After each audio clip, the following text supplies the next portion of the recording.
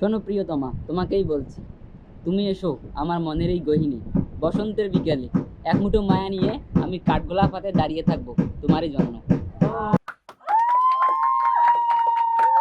আসসালামু আলাইকুম। তান্ত্রিকেশন থেকে আমি তানভীর চলে আসলাম নতুন আরও একটি ভিডিও নিয়ে। আজকে আমাদের গন্তব্য বৈরাগীগঞ্জ।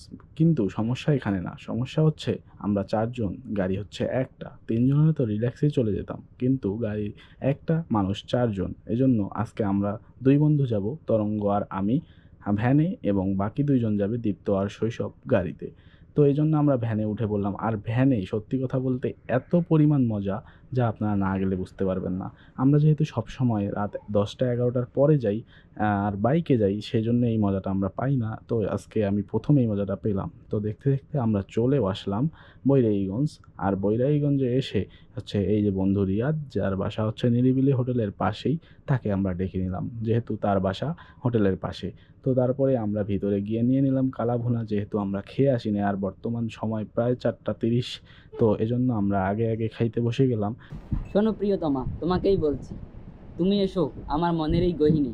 বসন্তের বিকেলে এক মুঠো মায়া নিয়ে আমি কাঠগোলাপ হাতে দাঁড়িয়ে থাকবো তোমারই জন্য।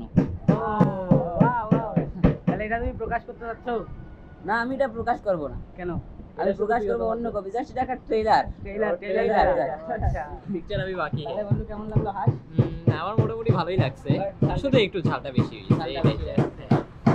আচ্ছা হোক। আর এরপরেই বন্ধু শৈশব আমাদের সকলের জন্য কোল্ড ড্রিঙ্কস ঢেলে নিয়ে আসলো, এবং গরমের মধ্যে 1 গ্লাস করে কোল্ড ড্রিঙ্কস আমরা খেয়ে ফেললাম। এবং তারপরে আমরা নিরিবিলি হোটেলের একদম রাস্তার অপোজিটে একটা বসার জায়গা, মানে আড্ডা দেওয়ার জায়গা আছে, সেখানে চলে আসলাম।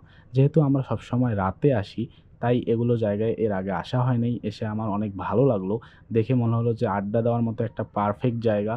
তো আমরা এসে এর সৌন্দর্যতা দেখতেছিলাম, এবং তারপরে কিছুক্ষণের মধ্যেই মানে আকাশটা এত খারাপ করে আসলো। তো এজন্য আমরা হচ্ছে এখন আর এখানে থাকবো না, যেহেতু আকাশ অনেক খারাপ করছে আর বৃষ্টি আসবে মনে হচ্ছে খুব তাড়াতাড়ি। তো এজন্য আমরা বৃষ্টিতে ভেজাও যাবে না, যেহেতু আমাদেরকে বাসা যাইতে হবে।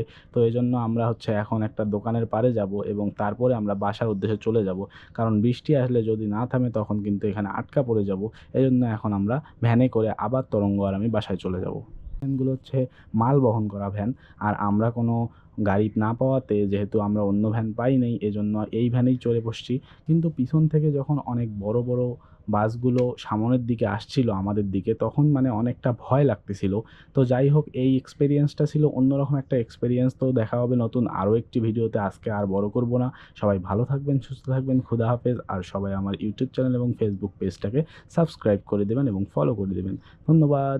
আসসালামু আলাইকুম।